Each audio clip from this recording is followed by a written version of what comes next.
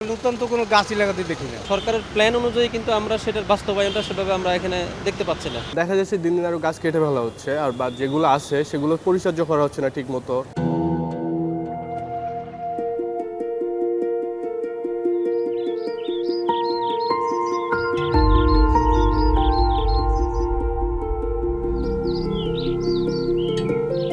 পাখির ডাক দিয়ে ঢাকার সকাল শুরু হওয়া এখন এক বিরল অভিজ্ঞতা।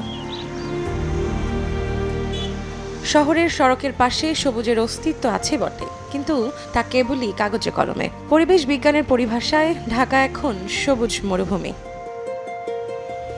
একটি গাছের স্বাভাবিক বৃদ্ধির জন্য তার শেকড়ের চারপাশে অন্তত ৯ বর্গফুট উন্মুক্ত মাটি প্রয়োজন। অথচ ঢাকার ফুটপাতে গাছের গোড়া সিল করে দেয়া হয়েছে পিচ আর কংক্রিটে।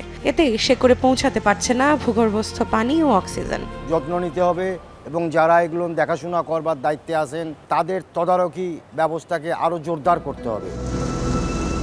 সংকট কেবল মাটিতেই নয়, রাতভর সোডিয়াম ও কড়া এলইডি লাইটের কারণে ঢাকার গাছগুলো ২৪ ঘন্টায় মুখোমুখি হচ্ছে কৃত্রিম আলোর। উদ্ভিদের যে স্বাভাবিক জৈবিক চক্র তা এই আলোক দূষণে বিপর্যস্ত।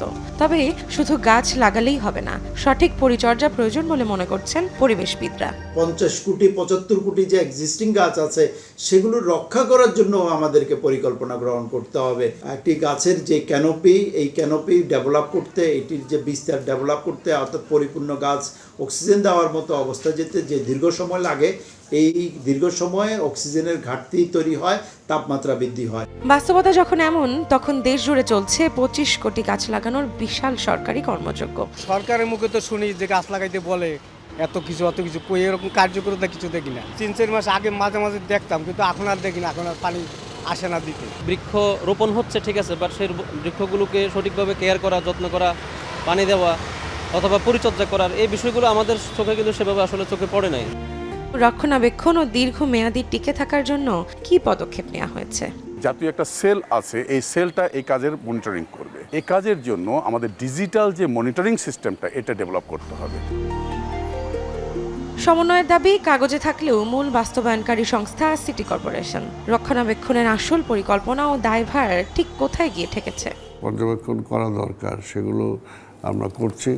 এবং কংক্রিট দিয়ে কোথাও ঢেলে দেওয়া হচ্ছে না। যদি কংক্রিট দিয়ে এটা বন্ধ করে দেওয়া হয় তাহলে তো একটা গাছ বাঁচবে কীভাবে, তাই না? সেটা তো কোনো উপায় হতে পারে না। এই ধরনের যদি কোনো কিছু থাকে, আপনি আমাদেরকে সহযোগিতা করেন, তাহলে সেই সমস্ত জায়গাগুলোতে আমরা এটাকে আবার যাতে ঠিক মতো হয় সেটার জন্য আমরা ব্যবস্থা নেব।